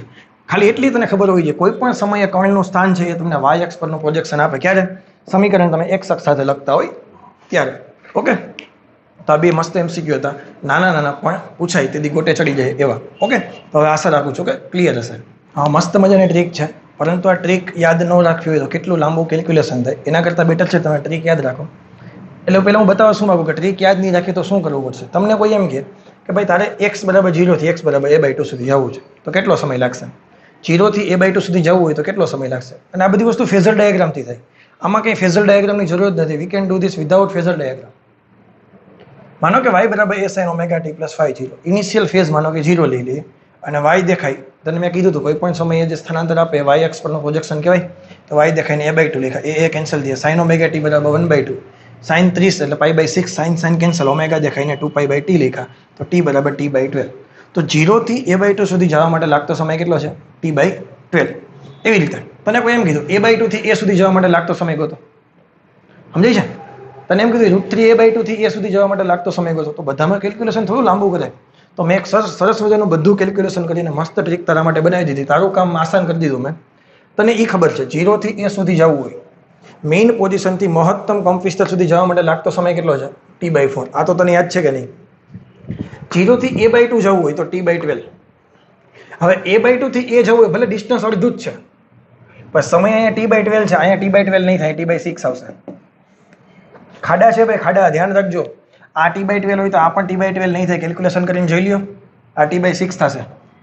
હવે તને એમ કીધું 0 થી a/√2. a/√2 બહુ ફેમસ છે કારણ કે એના માટે બે બાજુ t/8 આવે છે. 0 થી a/√2 જાવ તો પણ t/8 અને a/√2 થી a જાવ તો પણ t/8.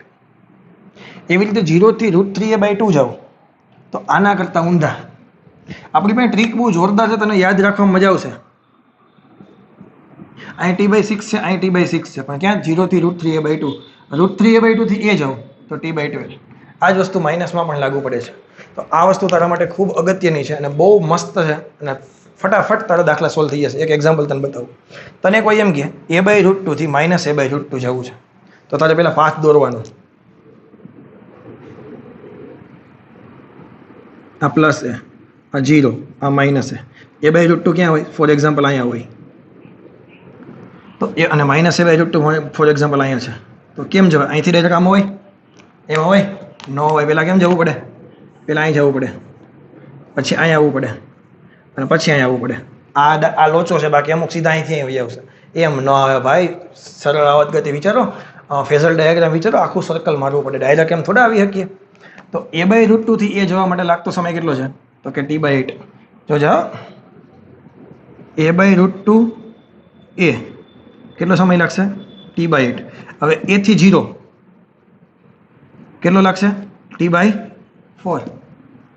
અને હવે 0 થી -a/√2 અગેન કેટલો સમય લાગે? t/8. આનો કરો ટોટલ.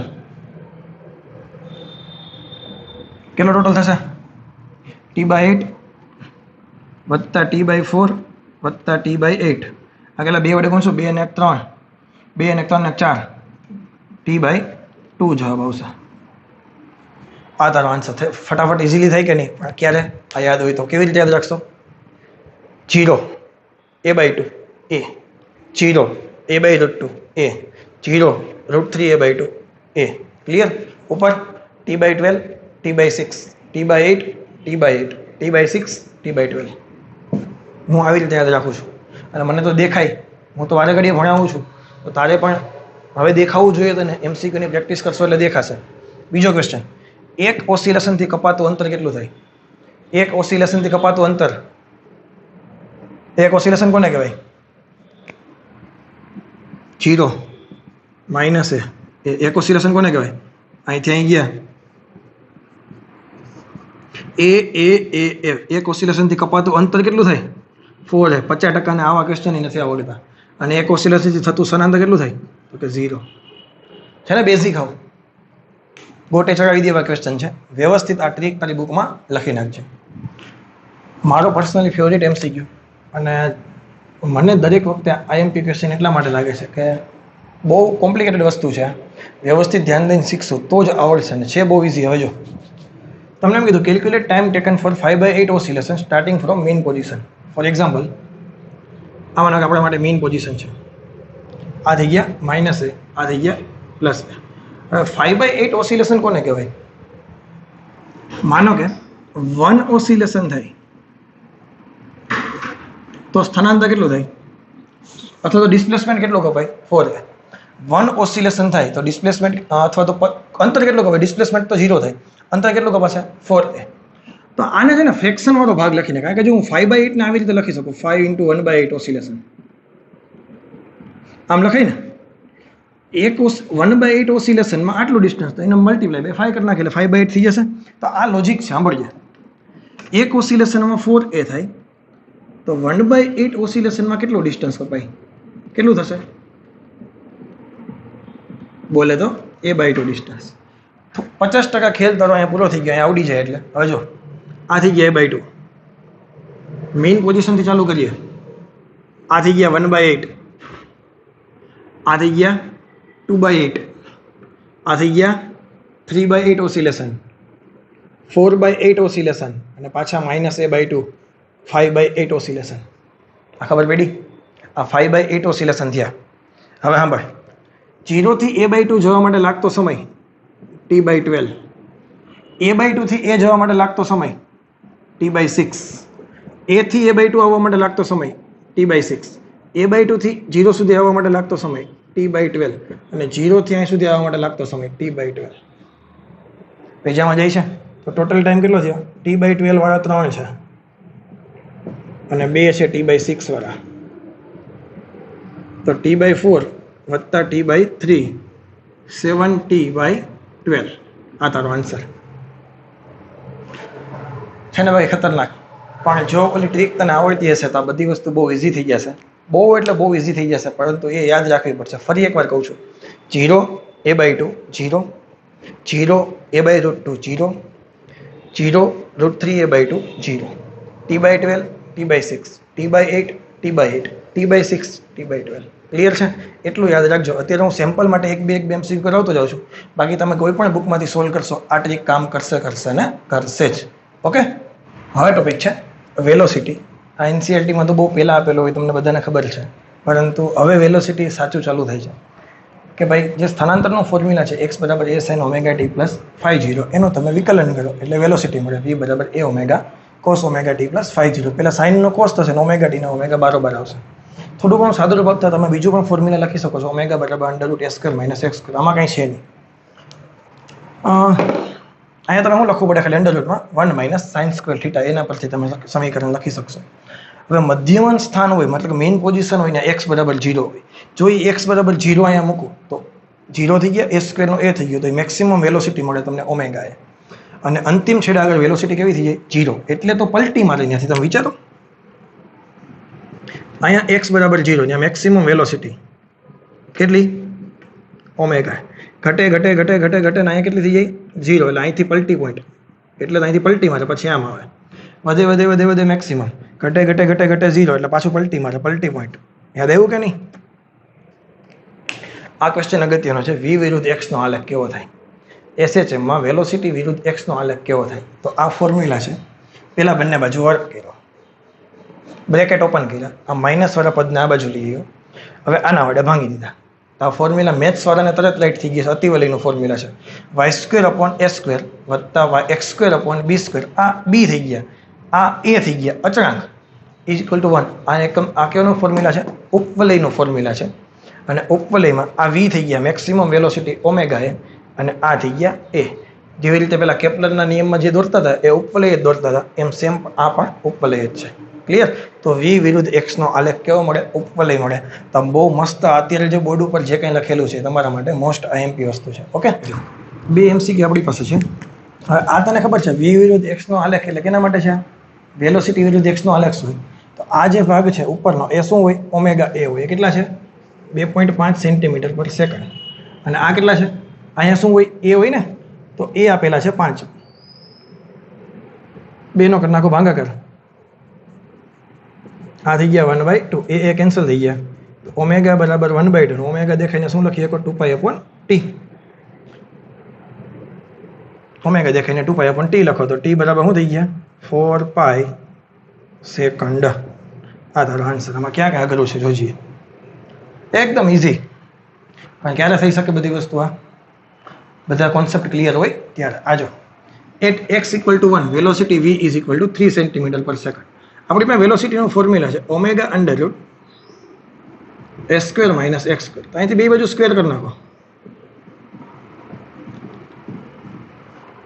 હવે પેલી શરત શું છે? તો કે ભાઈ x બરાબર 1 હોય ત્યારે વેગ 3 સેન્ટીમીટર પર સેકન્ડ છે. 3 નો વર્ગ થઈ ગયો 9. ઓમેગા² ના ઓમેગા². s² મને ખબર નથી. x નો વર્ગ થઈ ગયો 1. બીજી વખત વેલોસિટી છે 1 એટલે 1 નો વર્ગ 1 ત્યારે x કેટલા છે? તો કે 4. તો s² - 4. આ બે ફોર્મ્યુલા આવ્યા. હવે જો હું ભાગાકાર કરી નાખું, 1 ભાગ્યા 2 કરી નાખું તો શું થશે? ઓમેગા² કેન્સલ થશે. જોજો 9. અહીં શું વધ્યા? s² - 4. અહીં કેટલા વધ્યા? s² - 4. આ બાજુ ગયા 9 કૌંસમાં s² - 4 s² - 1. આ થઈ ગયા 9a² - 36 a² - 1. આ બાજુ આવ્યા 8a² બરાબર 37. તો a બરાબર √37/8. આ તારો a આવી ગયો. હવે જાય ઓમેગા. આમાં કિંમત મૂકી જતો હાલશે, અને થોડુંક ઇઝી કરવું હોય તો મને એટલી ખબર પડે 1 - 2 કરાય.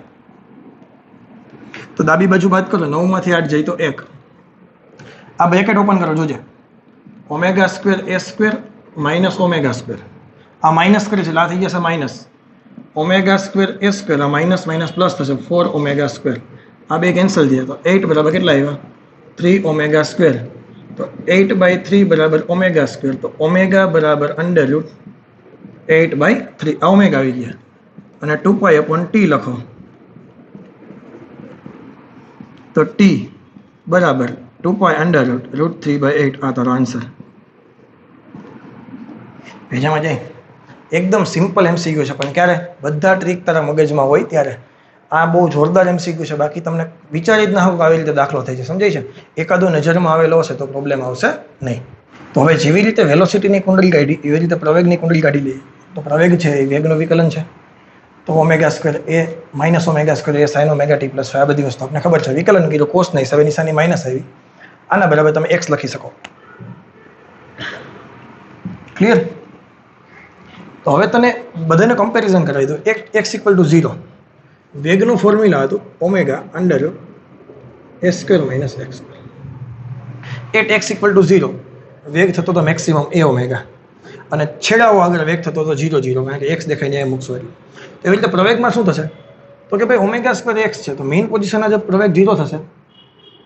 અંતિમ બિંદુ આગળ અહીંયા માઇનસ ઓમેગા² અને અહીંયા માઇનસ a હોવાથી માઇનસ માઇનસ પ્લસ થઈ જશે. આ એક તારા માટે કામનું છે. હવે ax ગ્રાફ કેવો હોય? આ તો ડાયરેક્ટ જ છે, કેલ્ક્યુલેશનની જરૂર જ નથી. a બરાબર માઇનસ ઓમેગા² x હોય તો y બરાબર માઇનસ mx + c થયું. c તો આપેલા નથી તો ઉગમ બિંદુમાંથી પસાર થાય છે. ડાયરેક્ટ ગ્રાફ ખબર પડી ગઈ. હવે અહીંથી બે ટ્રીક બને છે. મેક્સિમમ વેલોસિટી તને આપેલી હોય અને મેક્સિમમ તને પ્રવેગ આપેલો હોય. તો mx બરાબર ઓમેગા² a, vmax બરાબર ઓમેગા. બેને ભાંગી નાખ્યા. એક ખાલી ઓમેગા આવી. ઓમેગા દેખાઈને 2π/t લખ્યા. t ને અહીં લઈએ એવા 2π ત્યાં છે, vmax ઉપર ગયા, amax નીચે ગયા. તો t બરાબર 2π√vmax/mx. t બરાબર 2π√vmax/ax. અને સ્ક્વેર કર્યો v નો વર્ગ કર્યો પછી એ વડે ભાંગ્યા. vmax²/amax omega s² upon omega a. Omega cancel થયા. a કેન્સલ થયા. વૈધો શું ખાલી a બરાબર vmax² અપોન mx. ભલે ટ્રીક કદાચ યાદ ન રહે તો કાંઈ નહીં, પણ લોજિક ખબર હોવી જોઈએ કે આવું કંઈક આપણે કરતા હતા. સમજાય છે? આના આધારે MCQ રહું તો વધારે આઈડિયા આવશે, બાકી તો ગોટે ચડી જશો. ઓકે, હવે જો આ એમસીક્યુ મેં તને હોમવર્કમાં આપી દઉં છું, કારણ કે એટલું બધું છે નહીં, એમના ટ્રીક તમે શીખી ગયા છો. વીમેક્સ તને આપેલો હોય, એમેક્સ આપેલો હોય, એ અને ટી કેવી રીતે મળે એમને ડાયરેક્ટ તમે ટ્રીકમાં કિંમત મૂકીને કરી શકો. હવે કમ્પેરિઝન કરેલી છે એક્સ વી અને એની. તો એક્સનો ગ્રાફ તમને બધાને ખબર છે 0 થી ચાલુ થાય, 0 થી એ સુધી જવા માટે લાગતો સમય બધાને ખબર છે T/4. એ બાય એ થી પાછો 0 સુધી આવવા માટે બીજા ખરેખર અહીંયા T/2 હોય અને અહીંયા ટી લખવો પડે મારે. ઓકે, એક આવર્તકાળ જેટલો સમય થાય. તો આ બધી વસ્તુની કમ્પેરેટિવ ડિસ્કશન કરેલી છે. આ વેગ માટે છે ગ્રાફ, આ પ્રવેગ માટે ગ્રાફ છે. કહેવાનું મારે એ છે કે સ્થાનાંતર અને વેગ વચ્ચે કયા તફાવત π/2 નો હોય. વેગ અને પ્રવેગ વચ્ચે કયા તફાવત π/2 નો હોય. અહીંથી તમે ફોર્મ્યુલા જુઓ એટલે ખબર પડશે. સાઇન થી કોસ, કોસ થી સાઇન, અને અહીંથી અહીં સુધીનો કયા તફાવત -π નો હોય. આટલી વસ્તુ આપણને ખબર હોવી જોઈએ. બાકી તો આ બધી વસ્તુ ટેક્સ્ટ બુકમાં હતી એ જ ઉઠાવેલું છે, નવું કંઈ આમાં છે નહીં. હવે મસ્ત મજાનો ટોપિક ચાલુ થાય છે. થોડોક એનસીઆરટી કરતાં હાઈ લેવલનું છે અને એમસીક્યુ બહુ જોરદાર અહીંથી બને છે. જોઈએ હવે આપેલ આવર્ત ગતિનો આવર્તકાળ શોધવાનો છે. સ્થિતિસ્થાપક સંઘાત છે એવું ધારવાનું. સંપૂર્ણ સ્થિતિસ્થાપકનો મતલબ શું થાય? સંપૂર્ણ સ્થિતિસ્થાપકનો મતલબ શું થાય? ઉર્જા ગુમાવશે નહીં, ઉર્જા ગુમાવે નહીં, અથવા તો તમે એમ કહી શકો વેગ ઘટે નહીં. અથડાય ત્યારે ટૂંકમાં વેગ પોતાનો ગુમાવશે નહીં. તો હવે આવર્તકાળ કોને કહેવાય? એક આવર્તકાળ થાય ત્યારે કેટલું અંતર એને કાપવું પડે? જો પહેલા તો એક દોલન કોને કહેવાય? પહેલું સ્ટેપ તો એ નહીં કરવું પડે, આ મેઇન પોઝિશનથી અહીંયા જવું પડે. એટલે આને ભટકાય એટલે સ્પ્રિંગ સંકોચન થાય. હવે જોજો હું લખું x = 0 થી x = a આવે. જ્યારે x = a આવે એટલે હવે બ્લોક કેવો થઈ જાય? સ્થિર. કારણ કે બ્લોકની બધી જ ગતિ ઉર્જા કેમાં રૂપાંતરિત થઈ ગઈ? સ્પ્રિંગની સ્થિતિ ઉર્જામાં. એટલે કે m દળના, બહુ સિમ્પલ છે પણ આવડે તો થાય, બ્લોકનો વેગ v = 0 અને શું થશે? સ્પ્રિંગ સંકોચાશે. ક્લિયર? આ પેલું સ્ટેપ થયું આપણા માટે. હવે ત્યાંથી પાછું અહીં આવશે. બીજું સ્ટેપ શું થશે? તો કે ભાઈ x = a/a થી x = 0. એમાં પાછો આવીને પાછો v વેગ પ્રાપ્ત કરી દેશે. હવે સ્પ્રિંગ પછી પોતે રિલીઝ થઈ જશે અને પોતે v વેગ પ્રાપ્ત કરી દેશે. ત્રીજો, x = 0 થી આ દિવાલ છે, દિવાલ સાથે અથડાશે. d અંતર કેટલાના વેગથી કાપશે? v વેગથી કાપી દિવાલ સાથે અથડાય. લખવું જ લખી નાખજો, વેગ નહીં ગુમાવે. શું કામે? સ્થિતિસ્થાપક સંઘાત છે, વેગ ગુમાવશે નહીં. અને ચોથું સ્ટેપ, દિવાલથી ફરી પાછા x = 0 ત્યારે એક દોલન કર્યું કહેવાય. આના માટે લાગતો સમય જોઈએ મારે. તો મારે ટોટલ ટાઈમ જોતો હોય તો 4 સ્ટેપ છે, એના ટાઈમનો સરવાળો કરવો પડશે. ચાલો, 0 થી a જવા માટે લાગતો સમય T/4 યાદ કર. a/2 થી a થી 0 જવા માટે લાગતો સમય T/4. હવે અહીંથી અહીં સુધી d અંતર કાપવાનું છે, ફિક્શન છે નહીં. તો ટાઈમ બરાબર અંતરના, વેગ બરાબર અંતરના છેદમાં સમય. તો સમય બરાબર અંતરના છેદમાં વેગ. અહીંથી અહીં સુધી જવા માટે લાગતો સમય d/v. પાછો અહીંથી અહીં સુધી આવવા માટે લાગતો સમય d/v. આ કેટલા થઈ ગયા? T/2. આ કેટલા થઈ ગયા? 2d/v. અને t દેખાઈને તને કિંમત ખબર છે કેટલી? 2π√m/k. એક જ સ્પ્રિંગ છે આપણી પાસે, 2d/v. બે કેન્સલ છે. તો જવાબ આવશે તારો 2d/v π/m/k. મસ્ત દાખલો છે. આવા તમે કોઈ પણ દાખલા હવે ટેકલ કરી શકશો. ક્લિયર? તો મેં એક સેમ્પલ માટે મૂકેલો છે. બીજા કોઈ દાખલા તમે ક્યાંય જોવો ના થવડે તો મને કહેજો. ઓકે? બાકી તો ગેરંટી છે, થઈ જ જશે. ખાલી વિચારવાનું છે, બીજું કંઈ આમાં છે નહીં. બાકી 1 by 1 સ્ટેપ સોલ્વ કરવાના. એક દોલન કોને કહેવાય? તો કે આમ જાય, આમ જાય, આમ જાય, એને એક દોલન કહેવાય. 4 સ્ટેપ સમયગાળો ગતિ એટલે આવર્તકાળ મળી જાય. કાંઈ છે નહીં. બે એમસીક્યુ બહુ જોરદાર છે.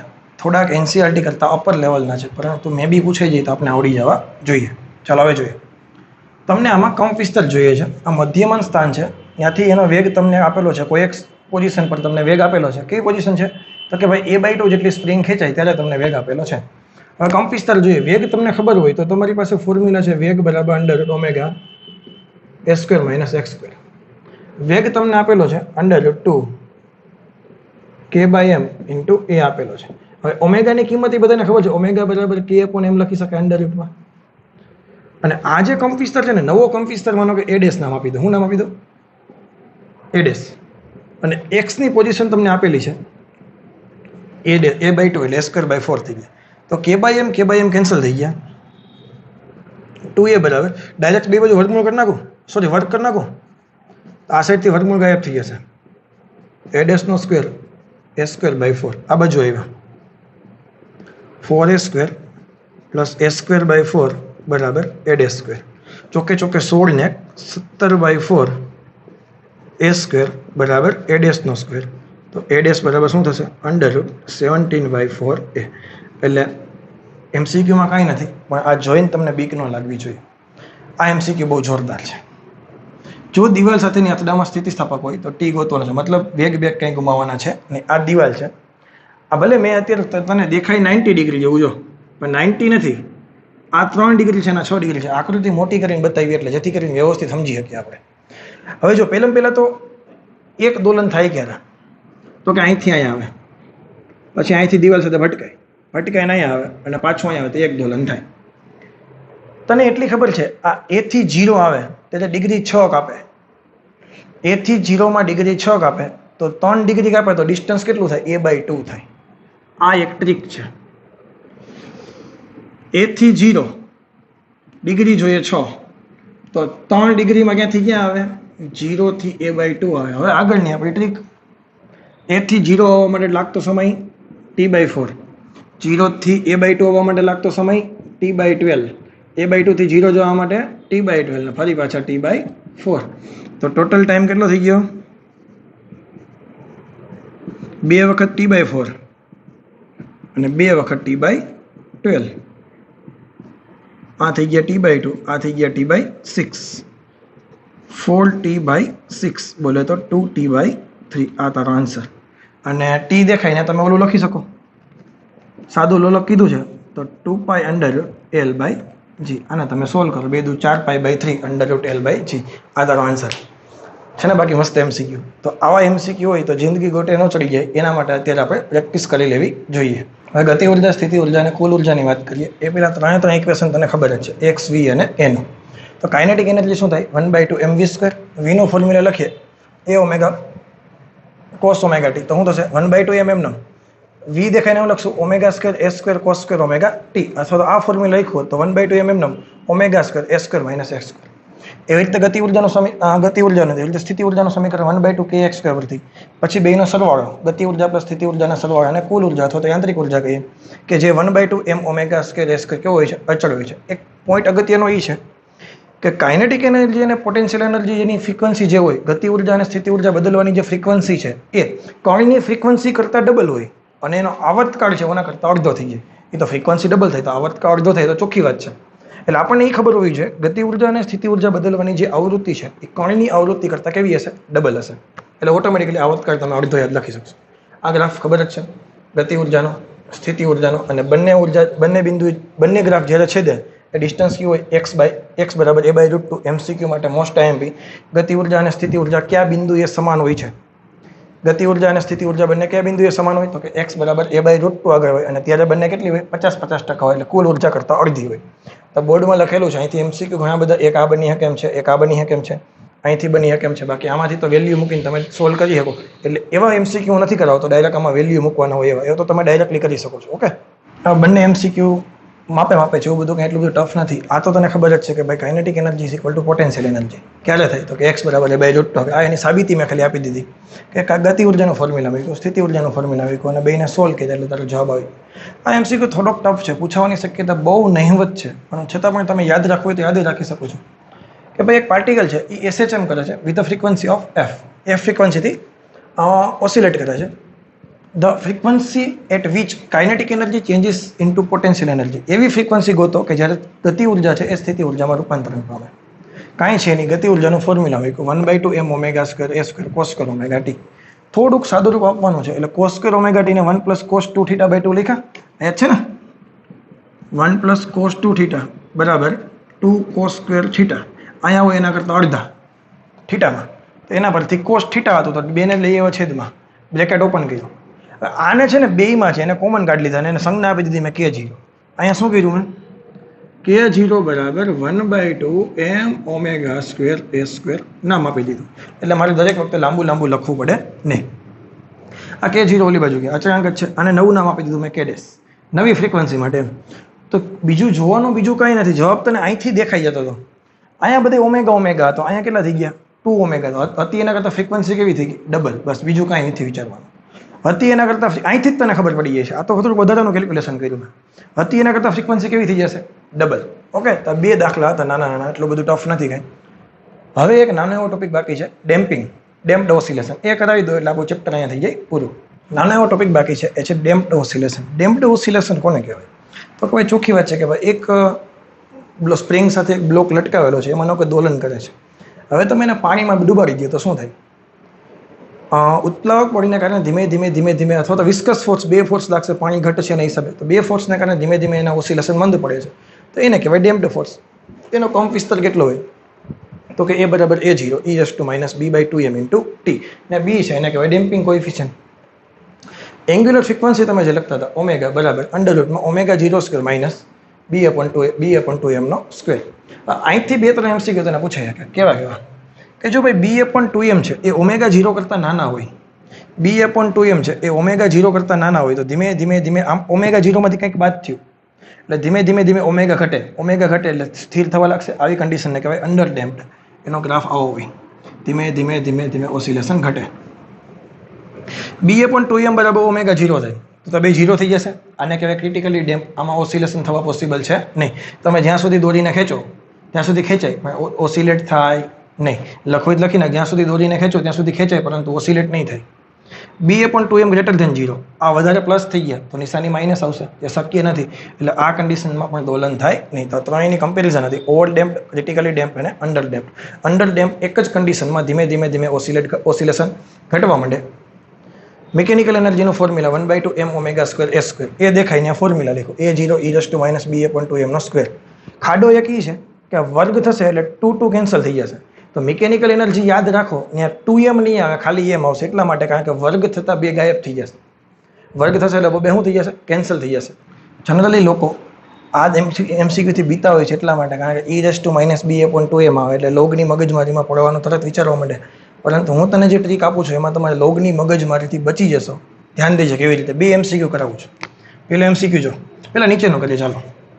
Amplitude becomes 1/2 of maximum amplitude. Maximum amplitude માનો કે લઈ લખી નાખીએ A0, તો એમ્પ્લિટ્યુડ એના કરતાં કેટલા થઈ જાય છે? અડધા. આફ્ટર 4 સેકન્ડ, કે ભાઈ 4 સેકન્ડ થાય ત્યારે એમ્પ્લિટ્યુડ કેટલા થઈ જાય? ઓના કરતાં અડધા. ફોર્મ્યુલા શું છે તારી પાસે? A બરાબર A0 e⁻b/2m × t. ખરેખર તો આમ લખી શકો તમે. એ દેખાઈને હું લખી શકું A0/2, A0 ને A0. હા સાંભળજો હું જે બોલું તે જરા કે ઉતાવળ ન કરતા. × t દેખાઈને 4. A0 કેન્સલ થઈ ગયા. અહીં શું હોય ત્યાં? 1/2 e⁻b/2m × t. ઘાત છે અલ્ટિમેટલી. તમે જુઓ ને e⁻b/2m ની t છે એ ઘાત થાય. સમજાય છે? આનું એક વ્યવસ્થિત લોજિક તારા મગજમાં હોવું જોઈએ. તો અહીંયા 4 હતા ને, તો ચતુર્થ મૂળ કાઢી લે. અલ્ટિમેટલી વૈધા શું તારી પાસે? -e⁻b/2m. તારે ગમે એમ કરીને -e⁻b/2m ની કિંમત લખવાની. પછી બીજી વખત જ્યારે ફોર્મ્યુલા લખવાનું થાય પછી હું કીધું find amplitude after 12 second. 12 second પછી જોઈએ તો A બરાબર A0 e⁻b/2m × t. t દેખાઈને કેટલા લખી નાખું? e⁻b/2m દેખાઈને કેટલા લખી નાખું?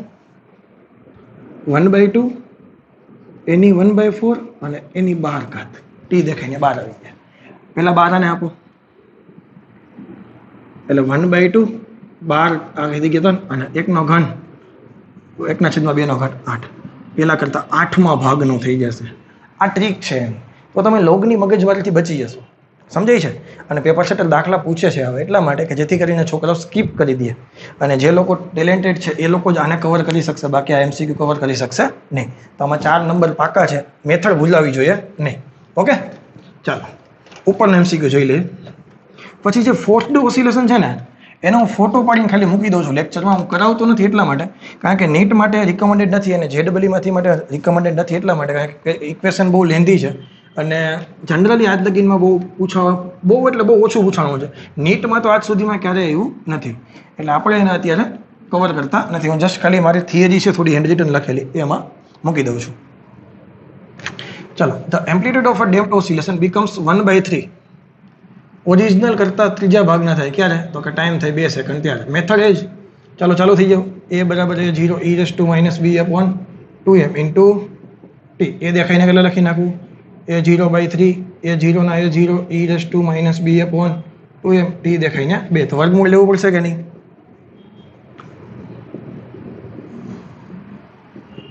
કાંઈ છે નહીં આમાં, જોજીએ. આફ્ટર ટી સેકન્ડ 6 સેકન્ડ કેટલા થઈ જશે? ઓલા કરતા એનમાં ભાગના. તો એન ગોતવાના થશે ને. અહીં લખી નાખું a0/n e−b/2m અને ટી દેખાઈને આવશે 6.